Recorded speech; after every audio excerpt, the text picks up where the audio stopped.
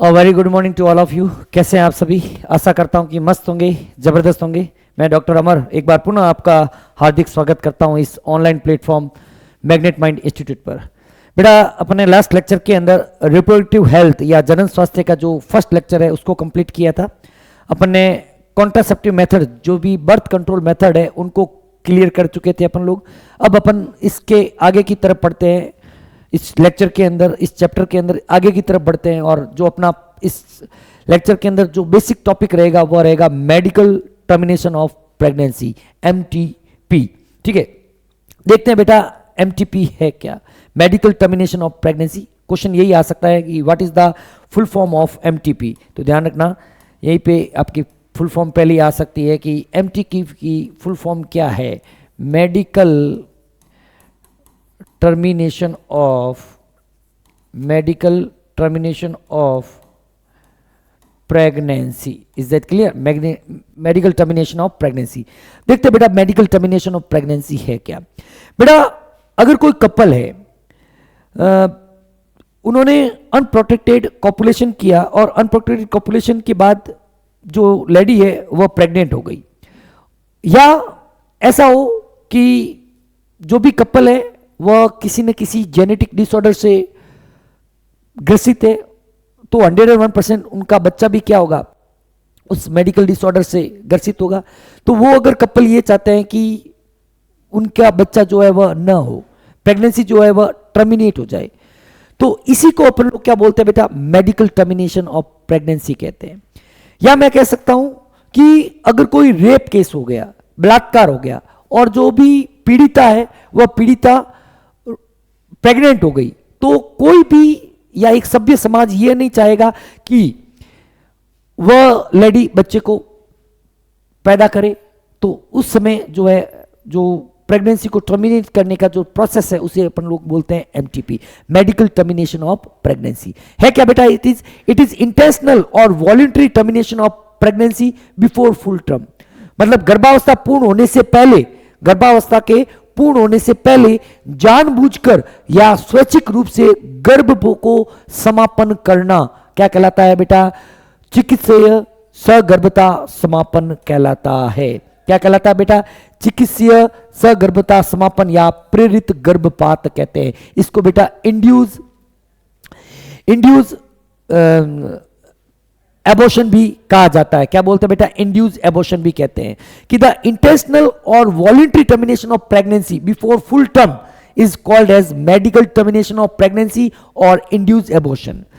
बेटा, अगर पूरे वर्ल्ड की बात करें तो पूरे वर्ल्ड में लगभग एक साल में 45 से 50 मिलियन एमटीपी जो है वह परफॉर्म्ड की जाती है, जो टोटल कंसीव्ड प्रेगनेंसी का 1/5 पार्ट है। क्या एक डेटा है बेटा? ये डेटा आपको ध्यान रखना है। अगेन है बेटा, डेटा है। डेटा क्या है बेटा? कि दुनिया भर में एक साल में लगभग 45 से 50 मिलियन एमटीपी किए जाते हैं, और 45 से 50 मिलियन जो है वह पूरे वर्ल्ड में जितने भी प्रेगनेंसी कंसीव होते हैं उसका 1/5 पोर्शन है। Is that clear? आगे बढ़ते हैं बेटा। एमटीपी से क्या हो सकता है कि एमटीपी से जनसंख्या को कम किया जा सकता है। एमटीपी जनसंख्या कम करने में मदद करता है। कई देशों ने भावनात्मक, नैतिक, धार्मिक और सामाजिक मुद्दों के कारण एमटीपी को वैध नहीं माना है। There are so many countries in the world जो एमटीपी को सोशली, इथिकली जो है वह परमिशन नहीं देती है।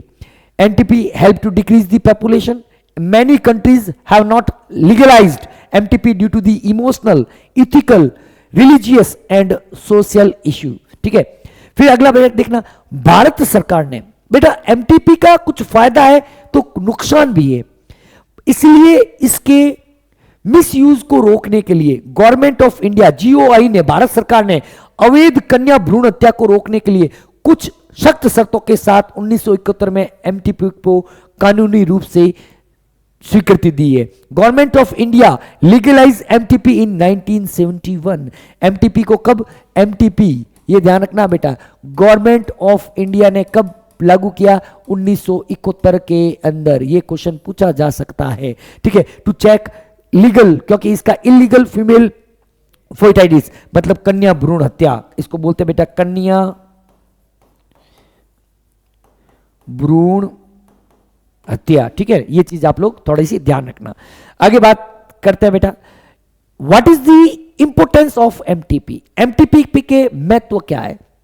वो ये बेटा, अगर कोई असुरक्षित यौन संबंध हो गया या समागम के दौरान गर्भ निरोधक अपन कपल ने लिया, कॉन्ट्रासेप्टिव लिया, लेकिन वह विफल हो गया, या बलात्कार हुआ जिसके कारण अनचाहा गर्भ धारण हो गया, अनवांटेड प्रेगनेंसी हो गई, तो उस दौरान एमटीपी का यूज इंपोर्टेंट है।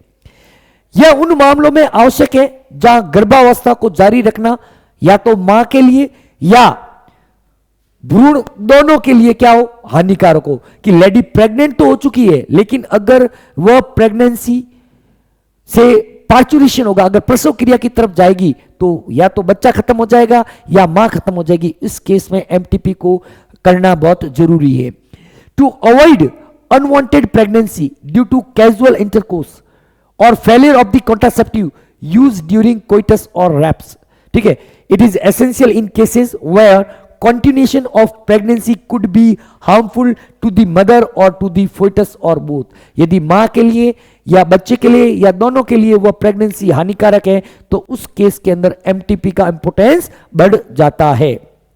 आगे देखते हैं बेटा, safety period of for MTP. MTP का सेफ्टी पीरियड क्या है? बेटा यूं नहीं है कि जब मन करे तब एमटीपी कर लो, ऐसा नहीं है। एमटीपी केवल प्रेगनेंसी के 12 वीक्स के दौरान ही किया जा सकता है। मेडिकल जो सेफ्टी है इसकी, the MTP are safe during the first trimester. First trimester कब होता है बेटा? 12 weeks of the pregnancy. Second trimester abortion are very risky. पहले 3 महीनों के दौरान ही एमटीपी, गर्भावस्था 9 महीने की होती है ह्यूमन के अंदर, तो 3 महीने के दौरान जो एमटीपी की है तो ही वह सेफ्टी मानी जाएगी, अदरवाइज वह जो है प्रॉब्लमेटिक होती है। जैसे अपन सब जानते हैं कि जो फर्स्ट ट्राइमेस्टर होता है वो 1 to 12 वीक का होता है। वह जो है आपके इस समय अगर एमटीपी परफॉर्म करोगे तो कोई ज्यादा प्रॉब्लम होगी नहीं। एमटीपी पहली तिमाही गर्भावस्था के 12 सप्ताह तक के दौरान सुरक्षित होते हैं। दूसरी तिमाही के गर्भपात बहुत जोखिम भरे होते हैं। क्लियर है चीज? अगली चीज, प्रॉब्लम्स क्या क्या है एमटी के साथ? बेटा अगर अपन बात करें, बेसिकली अपन इंडिया की बात करेंगे या इंडिया की क्या पूरे वर्ल्ड की बात करेंगे, तो अधिकांश जो एमटीपी होते हैं वह अवैध रूप से किए जाते हैं। मतलब अवैध रूप से बहुत ज्यादा किए जाते हैं, ये इसकी मुख्य समस्या है। क्या कह रहा है इंग्लिश के अंदर कि the majority of the MTP are performed illegally perform किया जा सकता है। दूसरा, अपने बेटा लास्ट लेक्चर के अंदर उल्बोधन या एमनियोसेंटेसिस पढ़ा था। एमनियोसेंटेसिस के दौरान कई लोग क्या करते हैं कि वो किसी भी तरीके से डॉक्टर को लालच देकर, नर्स को लालच देकर वह डेवलप हो रहे एम्ब्रियो का जेंडर पता कर लेते हैं। और समाज के अंदर वैसे ही मेल और फीमेल बच्चे के बीच में डिफरेंस देखा जाता है, देखना नहीं चाहिए, तो वह कन्या भ्रूण फीमेल फोइटाइटिस कर लेते हैं। मतलब उस कन्या भ्रूण को मारने के लिए एमटीपी परफॉर्म करवाते हैं। तो क्या है, भ्रूण के लिंग निर्धारण के लिए उल्बोधन परीक्षण का दुरुपयोग। यदि भ्रूण मादा है तो उसके बाद एमटीपी किया जाता है। इस तरह की प्रथाएं युवा मां और भ्रूण के लिए क्या है, खतरनाक है। The misuse of amniocentesis test for fetal sex determination if the fetus is female it is followed by MTP। तो यह इसका जो है वह बहुत ही बड़ा आपके प्रॉब्लम है एमटीपी के मिसयूज में। आगे देखते हैं बेटा, एमनियोसेंटेसिस अपन ने लास्ट के क्लास के अंदर पढ़ाई है, जिसके अंदर एक एमनियोटिक फ्लूइड होता है। एमनियोटिक फ्लूइड को इंजेक्शन से लेते हैं और उसका चेक करते हैं कि इसके अंदर किसी भी तरह का कोई जेनेटिक डिसऑर्डर तो नहीं है। लास्ट क्लास के अंदर ले चुका हूं, इसलिए अभी इसको यहां पे ज्यादा डिस्कस नहीं करेंगे। Government of India GOI, government of India GOI except enacted the medical termination of pregnancy। भारत सरकार ने अवैध गर्भपात और परिणाम स्वरूप मातृ मृत्यु दर और अस्वस्थता को कम करने के लिए एक अधिनियम, संशोधित अधिनियम बनाया, जिसका नाम है चिकित्सीय सगर्भता समापन अधिनियम 2017 को लागू किया। भारत सरकार ने the medical termination of pregnancy amendment act मतलब संशोधित है 2017 को लागू किया to reduce illegal abortion and consequent maternal mortality and morbidity. 2017 के अंदर, ध्यान रखना बेटा, 2017 के अंदर लीगलाइज्ड किया। अकॉर्डिंग टू दिस एक्ट, इस एक्ट के अनुसार क्या है, a pregnancy may be terminated within the first 12 week on the opinion of a registered medical practitioner. इस एक्ट के अनुसार एमटीपी केवल और केवल फर्स्ट ट्राइमेस्टर के दौरान ही की जा सकती है। वो भी कब, जब एक रजिस्टर्ड जो मेडिकल प्रैक्टिशनर है वो एडवाइस दे तो, अन्यथा नहीं। इस अधिनियम के अनुसार एक पंजीकृत चिकित्सा व्यवसायी की राय पर पहले 12 सप्ताह के भीतर ही गर्भावस्था को समाप्त किया जा सकता है। यदि गर्भावस्था 12 या 14 सप्ताह के बीच की है तो एक की जगह 2 रजिस्टर्ड डॉक्टर की जरूरत पड़ेगी। If the pregnancy is between the 12 और 24 weeks, 2 registered medical practitioner must be the opinion, 2 की जरूरत पड़ेगी। तो इस एक्ट को अच्छे तरीके से पढ़ना बेटा, क्वेश्चन पूछ सकते हैं इसलिए, ठीक है। अगला देखना बेटा, सेक्सुअली ट्रांसमिटेड डिजीज की बात करते हैं अपन, या एसटीडी की बात करते हैं कि सेक्सुअली ट्रांसमिटेड डिजीज क्या क्या है, क्या नहीं होती है। एसटीडी, यौन संचारित रोग, जिसको बोलते हैं यौन संचारित रोग। क्या बोलते हैं बेटा, यौन संचारित रोग। एसटीडी की फुल फॉर्म आपको ध्यान रखनी है, सेक्सुअली ट्रांसमिटेड डिजीज, यौन संचारित रोग। देखते हैं बेटा क्या होते हैं कि ऐसे रोग जो यौन संपर्क के माध्यम से फैलते हैं। यौन संपर्क के माध्यम से फैलने वाले रोगों को, जिसके अंदर कौन कौन से हैं, कई प्रकार के रोग होते हैं। पहले डेफिनेशन देख लें कि the disease which are transmitted through the sexual intercourse, उन्हें अपन लोग सेक्सुअली ट्रांसमिटेड डिजीज या सेक्सुअली ट्रांसमिटेड इंफेक्शंस या वेनरल डिजीज या रिप्रोडक्टिव ट्रैक्ट इंफेक्शन भी कहते हैं। सभी इनके नाम है। एसटीडी भी इसी का नाम है, एसटीआई भी इसी का ही नाम है, वीडी भी इसी का नाम है और आरटीआई भी इसी का नाम है कि यौन संपर्क के माध्यम से फैलने वाले सभी रोगों को सामूहिक रूप से एसटीडी, यौन संचारित रोग या यौन संचारित संक्रमण या रति रोग या जनन मार्ग संक्रमण कहा जाता है। बहुत ही फेमस इसका एग्जाम्पल आप लोग जानते हैं कि AIDS, acquired immuno deficiency syndrome, और भी कई सारे एग्जाम्पल है। गोनोरिया, सिफिलिस, जननांग हर्पीज, क्लेमाइडियासिस, जननांग मास, ट्राइकोमोनियासिस, हेपेटाइटिस बी और एचआईवी जिससे एड्स होता है, ये सब इसके उदाहरण है। ठीक है बेटा।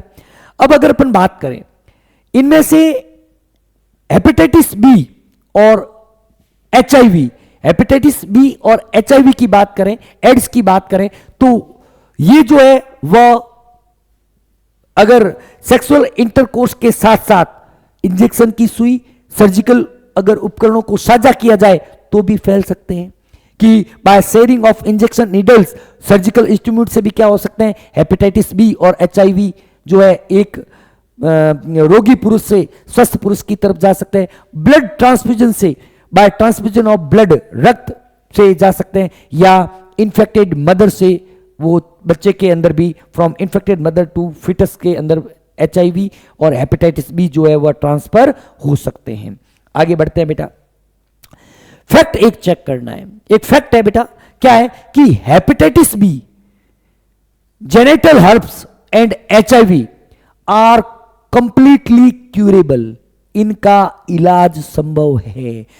लेकिन कब, जब इनका अर्ली डिटेक्टेशन हो जाए और इनको अच्छी तरीके से इनका उपचार किया जाए तो। Hepatitis B, genital herpes and HIV are the disease are completely curable if detected early and treated properly। Hepatitis B, जननांग हर्पीज और एचआईवी को छोड़कर, सॉरी इनको छोड़कर इनको छोड़कर बेटा ध्यान रखना बेटा, इनको छोड़कर, इन तीनों बीमारियों को छोड़कर, एक्सेप्ट है बेटा ध्यान रखना, को छोड़कर अन्य रोग पूरी तरह से के इलाज योग्य है। हेपेटाइटिस बी 3H ध्यान रखना बेटा, ट्रिपल एच जो है वह नॉन क्यूरेबल है, नॉन क्यूरेबल है, नॉन क्यूरेबल है, ध्यान रखना, नॉन क्यूरेबल है। ट्रिपल एच कौन कौन से हैं बेटा, ध्यान रखना, एक तो है आपके हेपेटाइटिस बी, हेपेटाइटिस बी, दूसरे का नाम है जेनेटल हर्पस, जिसके अंदर जेनेटल को मैं साइलेंटली लिख लूंगा, जेनेटल को थोड़ा साइलेंट मानना है, और हर्पस को, सॉरी, हर्पस, और तीसरा है जो HIV। ट्रिपल एच जो होते हैं ये नॉन क्यूरेबल होते हैं, ठीक है। अगर इनको ढंग से इनको डिटेक्ट किया जाए और अच्छी तरीके से इनका उपचार किया जाए। आगे बढ़ते हैं बेटा, इन सभी जितने भी सेक्सुअल ट्रांसमिटेड डिजीज है इनके सिम्टम्स क्या होते हैं। अगर अपन बात करें सिम्टम्स, फिजिकल सिम्टम्स की बात करें तो सबसे पहले जितने भी जो जननांग है उसके आसपास का जो क्षेत्र है वहां पर खुजली देखने को मिलेगी, वहां से जननांगों से तरल पदार्थों का स्त्रवण होगा, हल्का दर्द महसूस होगा, सूजन होगी, और ये सब कहां होगी बेटा, जननांग क्षेत्रों के अंदर होगी। सिम्टम्स क्या है, itching, fluid discharge, slight pain and swelling in genital region. जो जननांग क्षेत्र है उसके आसपास आपको इस तरह के लक्षण दिखाई दे तो बिल्कुल डॉक्टर के साथ कंसल्ट करना चाहिए। एब्सेंस और less significance early symptoms and the social stigma deter the infected person to consult a doctor. कई प्रकार के रोग ऐसे हैं, सेक्सुअली ट्रांसमिटेड डिजीज ऐसी है, कई प्रकार के यौन संचारित रोग ऐसे हैं जिसके अंदर शुरुआती लक्षण जो होते हैं वह दिखाई ही नहीं देते, और दिखाई भी दे देते हैं तो व्यक्ति एक समाज के अंदर रहता है तो उसको एक हिचक महसूस होती है कि वो कैसे डॉक्टर के पास जाए, किस प्रकार से वो डॉक्टर को दिखाए कि मेरे इसमें यहां पर प्रॉब्लम है। ऐसा नहीं होना चाहिए। अगर आपको इस तरीके के किसी भी तरह के सिम्टम्स दिखाई देते हैं तो 100% डॉक्टर के पास जाके डॉक्टर के साथ कंसल्ट करना चाहिए कि मेरे को ये हो गया है, इसका इलाज किया जाए। तो 3 ये चीजें आपको ध्यान रखनी, 2-3 चीजें जो भी है। फिर देखो बेटा क्या क्या कॉम्प्लिकेशंस आते हैं अगर इसी तरीके के सिम्टम्स रहे काफी समय तक, तो इससे pelvic inflammatory disease PID, pelvic inflammatory disease, गर्भपात, मृत जन्म, अस्थानिक गर्भावस्था, बांझपन या प्रजनन पंथ के कैंसर जैसी जटिलताएं उत्पन्न हो सकती है। मतलब अगर सिम्टम्स रेगुलर रहे और डॉक्टर के पास नहीं गए तो पेल्विक इन्फ्लेमेटरी डिजीज हो सकती है, PID हो सकती है, एबॉर्शन हो सकता है, abortion, ectopic pregnancy. Ectopic pregnancy का मतलब क्या है कि जो बच्चा गर्भ के अंदर जिस जगह पर रहना चाहिए वहां पर न रहकर, जैसे बच्चा यूट्रस के अंदर रहना चाहिए वह यूट्रस में किसी दूसरी जगह पर वह जो है वह चला गया, इसको बोलते हैं एक्टोपिक प्रेगनेंसी। इनफर्टिलिटी हो सकती है, और cancer of the reproductive tract जो है वह इन सबके कॉम्प्लिकेशंस जो है वह आपको STD के दौरान देखने को मिल सकते हैं।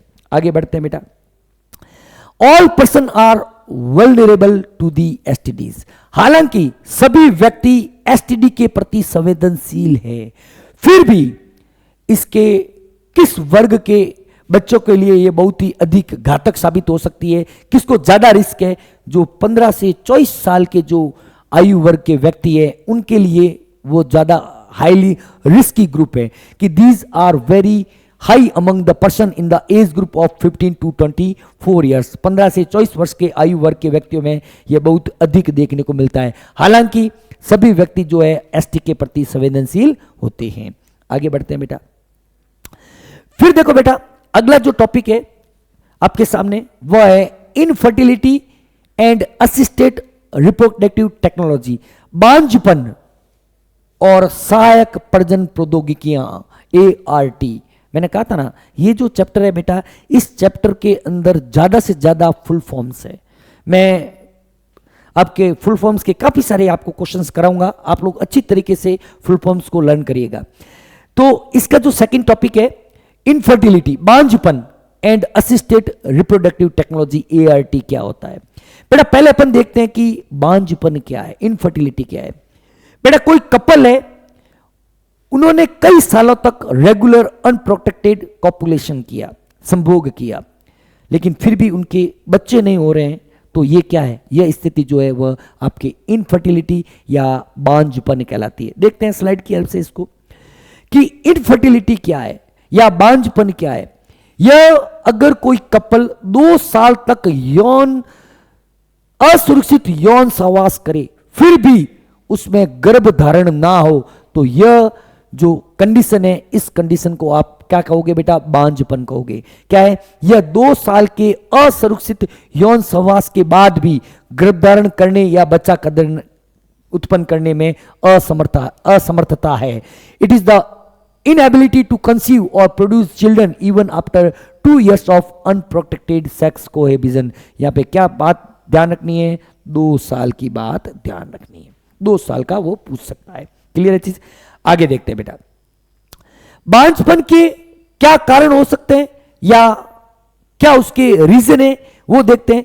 इसके कारण शारीरिक भी हो सकते हैं, फिजिकली अनफिट हो, उसके अंदर टेस्टिस के अंदर स्पर्म ना बन रहे हो, ओवेरी के अंदर एग ना बन रहे हो, या जन्मजात कोई रोग हो, ठीक है, जन्मजात रोग हो, या कोई औषधियां हो जो वो ले रहा हो, या प्रतिरक्षात्मक या मनोवैज्ञानिक कारण भी हो सकते हैं। The reason for this may be physical, may be congenital diseases, any drugs, immunological और इवन साइकोलॉजिकल रीजन भी बांझपन के लिए उत्तरदायी हो सकते हैं।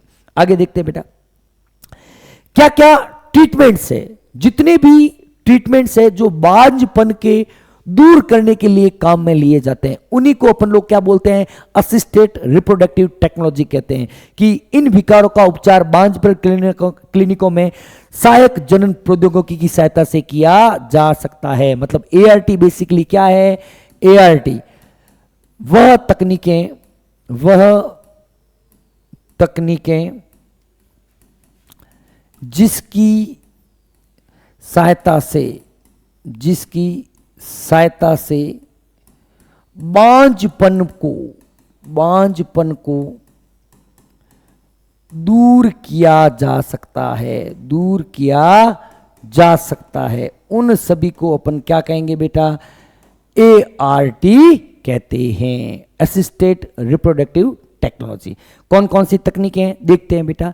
बेसिकली आपके 5 जो तकनीकें हैं आपके सिलेबस के अंदर है। पहली जो तकनीकी है इन विट्रो फर्टिलाइजेशन, IVF। दूसरी है बेटा gift, gamete intra fallopian transfer. तीसरी है ICSI, intra cytoplasmic sperm injection. अगली है बेटा आर्टिफिशियल इंसेमिनेशन, AI। और लास्ट है सेरोगेसी। ये 5 तकनीकें अपने सिलेबस के अंदर है, एक एक को अपन लोग डिस्कस करते हैं। पहली तकनीकी देखते हैं बेटा इन विट्रो फर्टिलाइजेशन, IVF। इसी को अपन लोग परकनली शिशु के नाम से जानते हैं, टेस्ट ट्यूब बेबी के नाम से जानते हैं।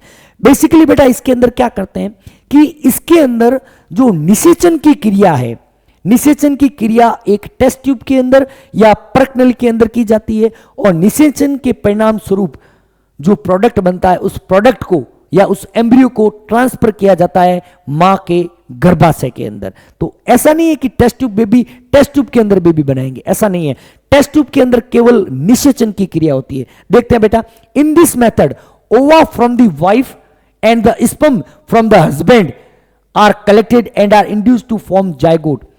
एग ले लेते हैं मां से या फीमेल से, डोनर हो सकता है, और स्पर्म जो है वह फादर से या डोनर मेल से लेते हैं। दोनों को टेस्ट ट्यूब के अंदर फर्टिलाइज करवाते हैं, ठीक है। Are induced to form zygote under simulated condition in the laboratory. इस प्रक्रिया में पत्नी या दाता से अंडाणु और पति या दाता से शुक्राणु एकत्रित किए जाते हैं और प्रयोगशाला में उनके बीच निषेचन की क्रिया से युग्मनज का निर्माण किया जाता है। ये देखो आपको फीमेल है, फीमेल क्या देगी बेटा, एग देगी। फीमेल क्या देगी, एग देती है, ठीक है, इससे एग कलेक्ट कर लिए और मेल से क्या कलेक्ट कर लिए बेटा, स्पर्म कलेक्ट कर लिए। अब इन दोनों को निषेचित कर लिया गया और जो जाइगोट जो बना है इस जाइगोट को आगे ट्रांसफर कर दिया जाता है। इसके बाद क्या किया जाता है बेटा, इसके बाद this is followed by embryo transfer, ये भी फुल फॉर्म आ गई ईटी। इसके बाद भ्रूण स्थानांतरण किया जाता है। अब ये भ्रूण स्थानांतरण किस तरीके से किया जाता है, तो एम्ब्रियो ट्रांसफर जो है उसके लिए जिफ्ट जाइगोट इंट्राफेलोपियन ट्रांसफर, क्या है बेटा, जाइगोट इंट्राफेलोपियन ट्रांसफर। भ्रूण का स्थानांतरण दो तरीके से है। अगर जाइगोट इंट्रा, यही बेटा फुल फॉर्म कह रहा हूं, ये आ गई full form, zygote intrafallopian transfer. यदि फेलोपियन जाइगोट इंट्राफेलोपियन, क्या देखो बेटा समझना, वर्ड को ही समझना है। जाइगोट इंट्राफेलोपियन मतलब फेलोपियन ट्यूब के अंदर, इंट्रा का मतलब अंदर, किसका ट्रांसफर कर रहे हैं, जाइगोट का कर रहे हैं।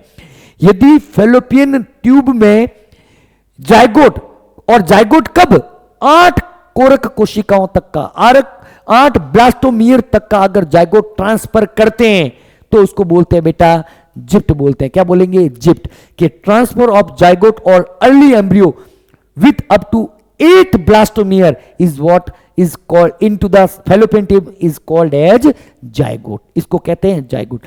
8 तक का करेंगे तो बोलेंगे इसको जिप्ट, ठीक है, तो बोलेंगे जिप्ट। लेकिन अगर 8 से ज्यादा का करते हैं, और कहां करते हैं, यूट्रस के अंदर करते हैं, तो उसको बोलते हैं इंट्रा यूटेराइन ट्रांसफर। क्या बोलेंगे, आईयूटी।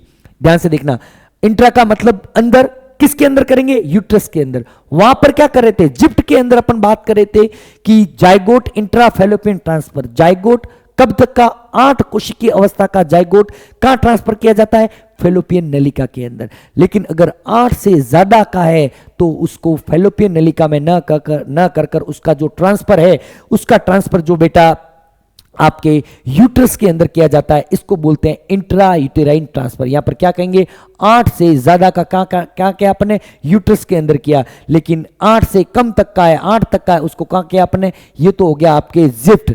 ये क्या हो गया बेटा, जिप्ट, जाइगोट इंट्राफेलोपियन ट्रांसफर। जबकि ये क्या हो गया बेटा, आईयूटी। यहां पर क्या हो गया, ये इंट्रा यूटेराइन ट्रांसफर, यूट्रस के अंदर ट्रांसफर किया है। आगे बढ़ते हैं बेटा, इन विट्रो फर्टिलाइजेशन से रिलेटेड कुछ इंपोर्टेंट पॉइंट्स है, ध्यान रखना कि इन विट्रो का को मतलब क्या है। अगर देखते हैं बेटा कि इन विवो फर्टिलाइजेशन, एक वर्ड होता है बेटा इन विट्रो और एक होता है इन विवो। इन विट्रो का मतलब क्या होता है, प्रयोगशाला के अंदर, टेस्ट ट्यूब के अंदर। लेकिन इन विवो का अंदर कहां है, क्या मतलब है, जहां पर वो होता है। इन विवो का मतलब क्या है, महिला के भीतर निषेचन द्वारा गठित भ्रूण का उपयोग उन महिलाओं की सहायता के लिए भी किया जाता है जो गर्भधारण नहीं कर सकती। नेचुरल अपन क्या कर सकते हैं कि the embryo formed by in vitro fertilisation is also used for such transfer to assist those females who can not conceive. अपन इन एम्ब्रियो को नेचुरल जो कंसेप्शन से पैदा हुए हैं उनको दूसरी फीमेल को ट्रांसफर कर सकते हैं, ठीक है। इसके अंदर क्या है, सेकंड प्रक्नली शिशु या टेस्ट ट्यूब आईवीएफ के बाद जो सेकंड मेथड है बांझपन को दूर करने का, वह है बेटा आपके गिफ्ट। वर्ड खुद अपनी कहानी बताएगा। Gamete intra fallopian transfer, gift वो था जिफ्ट, ये है गिफ्ट। इंट्रा का मतलब इन, किसका इन, गैमिट का। कहां पर, फेलोपियन नलिका में। अगर फेलोपियन नलिका के अंदर गैमिट को ट्रांसफर किया जाए तो वो क्या कहलाएगा, गिफ्ट कहलाएगा। क्या कह रहा है, एक दाता से अंडाणु को दूसरी महिला के फेलोपियन ट्यूब में स्थानांतरित करना। ऐसी एक महिला है जो अंडे का निर्माण नहीं कर सकती, वह उस महिला के अंदर ओवेरी के अंदर कुछ ऐसा प्रॉब्लम हुआ, ओवेरी के अंदर कैंसर हो गया, कोई सी बीमारी के कारण उसका अंडा से अंडा नहीं बना सकता था। तो उस महिला के अंदर अगर अंडाणु ट्रांसफर किया जाए कोई दूसरी दाता महिला के द्वारा, तो क्या कहेंगे उसको बोलेंगे गिफ्ट कहेंगे। उसको क्या बोलेंगे, गिफ्ट। कहते हैं ना कि मैंने तेरे को गिफ्ट दिया, तो इसने क्या गिफ्ट, ऐसे ध्यान रखना है, गिफ्ट दिया मतलब अंडा गिफ्ट दिया। किसको दिया, एक दाता ने ग्राही को दिया। ग्राही को क्यों दिया, क्योंकि ग्राही बना नहीं सकती थी।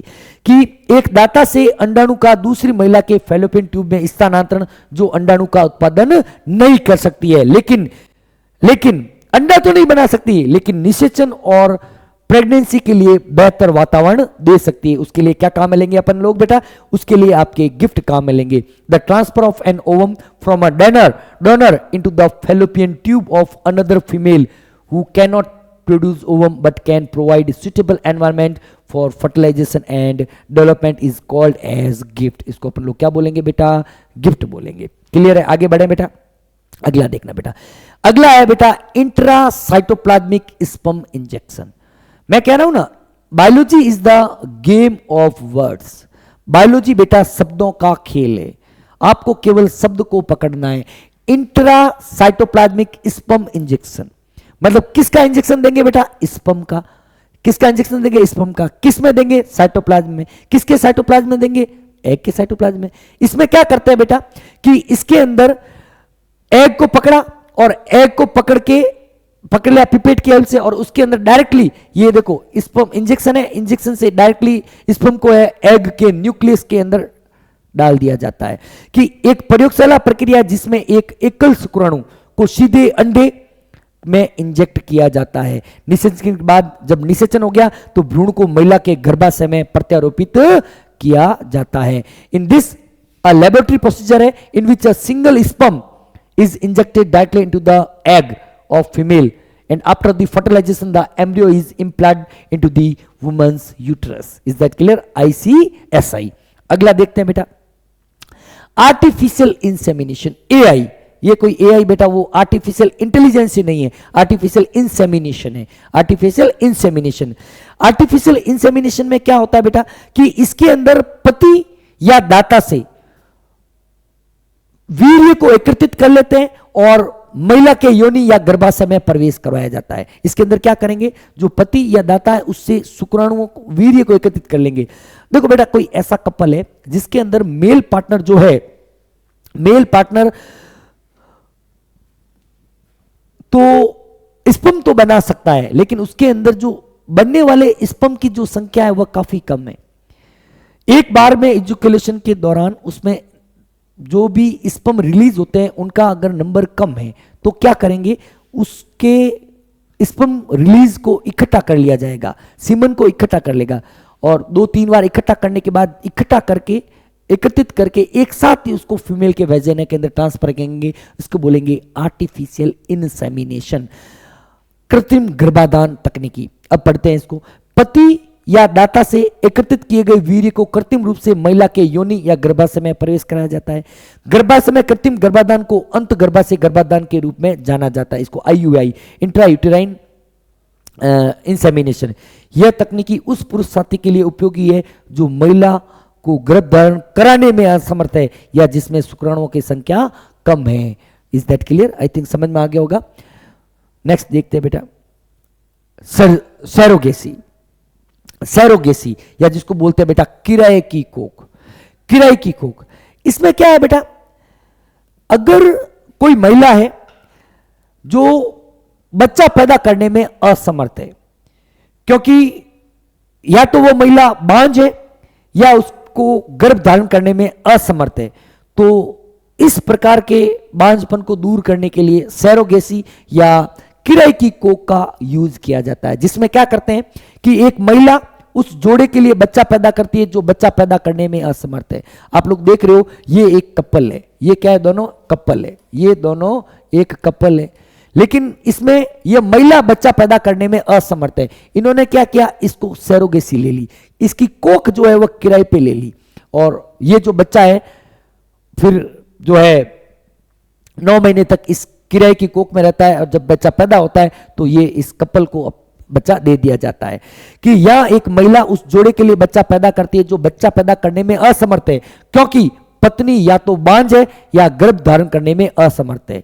ठीक है। Here a women which is called as surrogate mother bears a child for a couple which was unable to produce children because the wife is infertile or unable to carry the pregnancy. The surrogate is surrogacy को कृत्रिम गर्भाधान या IVF द्वारा उत्पादित भ्रूण के प्रत्यारोपण के माध्यम से गर्भावित किया जाता है। इसमें क्या करते हैं? जो यूनि की कॉपुलेशन, ये मेल इसके साथ कॉपुलेशन करेगा, ऐसा नहीं। इसमें इसके एग और स्पर्म को इकट्ठा किया जाएगा और आईवीएफ के माध्यम से इसको प्रेग्नेंट किया जाएगा, ठीक है ना, ये चीज ध्यान रखना। The surrogate is impregnated through artificial insemination और implantation of an embryo induced by IVF.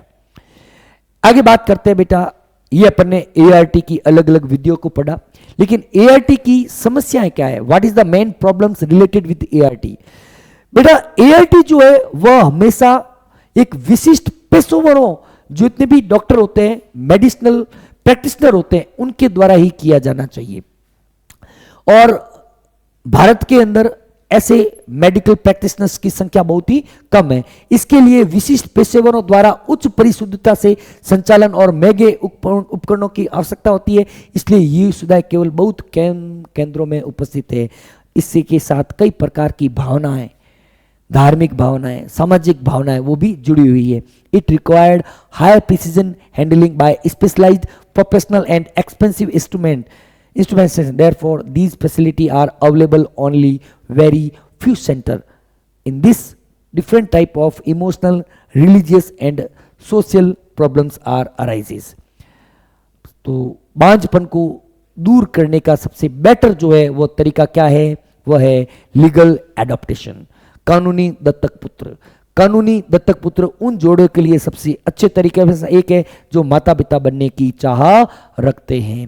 आप लोग समाज के अंदर देखो, कई सारे ऐसे बच्चे होंगे जो पैदा होते ही सड़क पर आ चुके हैं, तो क्यों नहीं जो भी इनफर्टाइल कपल है वो इन बच्चों को अनाथ आश्रम से गोद ले ले और माता पिता होने का सुख प्राप्त करे। तो बेटा it is the last line of our chapter. बहुत ही शानदार तरीके से अपन ने इस चैप्टर को कंप्लीट किया। नेक्स्ट लेक्चर के अंदर अपन इस चैप्टर के पहले कुछ एमसीक्यूज करेंगे, उसके बाद जो है अगला चैप्टर शुरू करेंगे। Thank you very much, have a nice day.